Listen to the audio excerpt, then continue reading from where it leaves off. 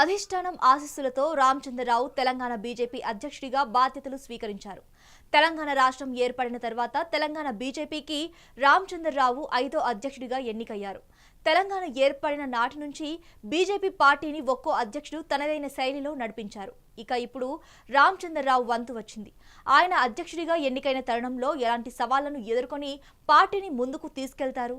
ఇక రాష్ట్ర బీజేపీలో పదవుల పంచాయతీ మొదలైంది. రాష్ట్ర కమిటీ కోసం హైదరాబాద్ నుంచి ఢిల్లీ వరకు లాబియింగ్ జరుగుతోందా? ఆ దిశగా ప్రస్తుతం పార్టీలో జరుగుతున్న కసరత్తు ఏంటి తెలుసుకోవాలంటే లెట్స్ వాచ్ ది స్టోరీ.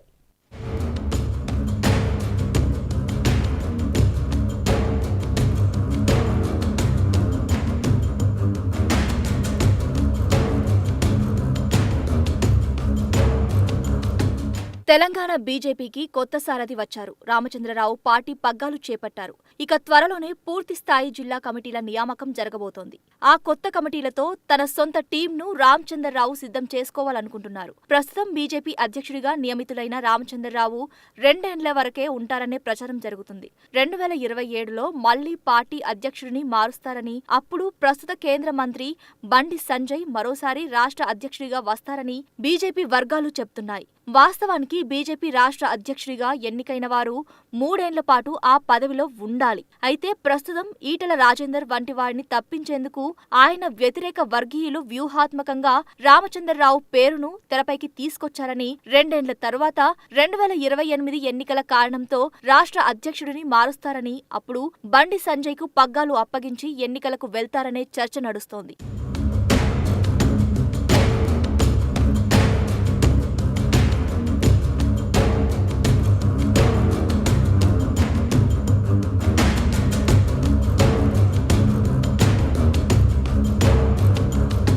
ప్రతిపక్ష పార్టీగా ఉన్న బీజేపీ అధికారంలో ఉన్న కాంగ్రెస్ పాలనపై కొత్త అధ్యక్షుడి సారథ్యంలో ఎలా పోరాడుతుందన్నది కీలకంగానే చెప్పాలి. జాతీయ స్థాయిలోనూ రాష్ట్రంలోనూ బీజేపీకి కాంగ్రెస్ పార్టీ ప్రత్యర్థి పార్టీనే. ప్రజలకు అనుకూలంగా కాంగ్రెస్ పార్టీకి వ్యతిరేకంగా ఎలాంటి ప్రణాళికలతో ప్రజల్లోకి వెళ్తారనేది కొత్త సారథికి ఛాలెంజ్ లాంటిదే. బీఆర్ఎస్ పార్టీని ఎలా నిలువరించి బీజేపీని ముందుకు తీసుకెళ్తారన్నది కూడా సవాల్తో కూడుకున్న పనే.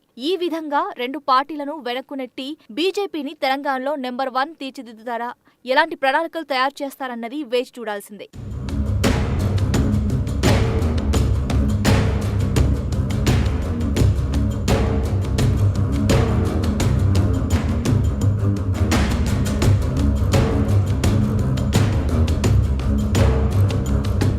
ఇక దూకుడు పెంచిన రామచంద్రరావు కమిటీలతో తన సొంత టీంను సిద్ధం చేసుకోవాలనుకుంటున్నారు. అటు రాష్ట్ర కమిటీని కూడా వీలైనంత త్వరగానే ప్రకటిస్తారన్న సమాచారం పార్టీ వర్గాల్లో బలంగా వినిపిస్తోంది. సాధారణంగా బీజేపీ రాష్ట్ర కమిటీ లిమిటెడ్ గా ఉంటుంది. మొహమాటాలు వర్గాలను సంతృప్తిపరచాలన్న కారణాలతో జంబోకు ఛాన్స్ ఉండదు. అలాగని తక్కువ పోస్టులతో అందరినీ సంతృప్తిపరచడం అంత తేలికైన పని అసలే కాదు.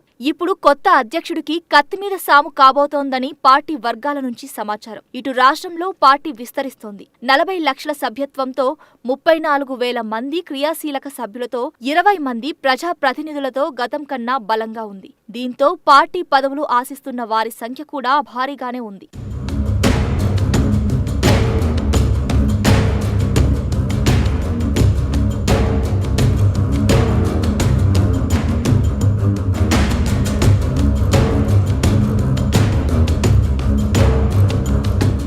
మరోవైపు పార్టీ పదవుల కోసం ఆశావహులు ప్రయత్నాలు మొదలుపెట్టారు. మరీ ముఖ్యంగా రాష్ట్ర కమిటీలో చోటు కోసం పైరవీలు జోరందుకున్నాయి. అధ్యక్షుడి తర్వాత పార్టీలో ప్రధాన కార్యదర్శి పోస్ట్ పవర్ఫుల్. అందుకే దానిమీదే ఎక్కువ మంది కన్నేసినట్లు సమాచారం. దీంతో ప్రధాన కార్యదర్శి పోస్టు పాటు మిగతా పదవులు ఎవరిని కలిస్తే వస్తాయంటూ ఆరా తీసేవారి సంఖ్య పెరిగిపోతుందట తెలంగాణ బీజేపీలో. పార్టీ పెద్దలతో పాటు ఆర్ఎస్ఎస్ ముఖ్యులను కూడా కలిసి కొందరు మనసులో మాట చెప్పుకుంటున్నారట. సునీల్ బన్సల్, అభయ్ పాటిల్ ముందు తమ దరఖాస్తులను పెడుతున్నట్టు సమాచారం. దీంతో కమిటీ వేసుకోవడం రామచంద్రరావుకు కత్తిమీద సామేనన్న అభిప్రాయం బలపడుతోంది. పదవుల పంచాయతీలో అందరినీ మెప్పించి ఒప్పించి తన టీంను ఆయన ఎలా తయారు చేసుకుంటారోనని చూస్తున్నారు రాజకీయ పరిశీలకులు.